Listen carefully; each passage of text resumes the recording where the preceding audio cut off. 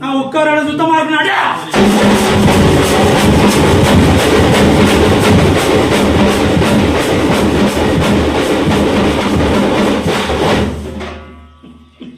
இப்பவும் சொல்றேன், என் கோட்டையில இல்ல உன் கைப்படையா இல்ல எனக்கு உணங்கி இல்ல தீவாரங்க காட்டு வேற யாரும் கூடாது. அடியா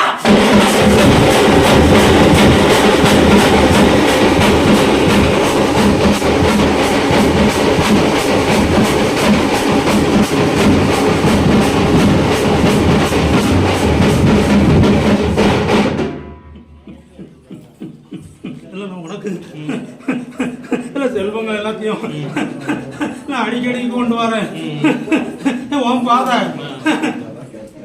போன வருஷம் கொடுத்தது வேற பாதை இல்ல, இந்த வருஷம் நீ என் பாதை தான் வரணும்.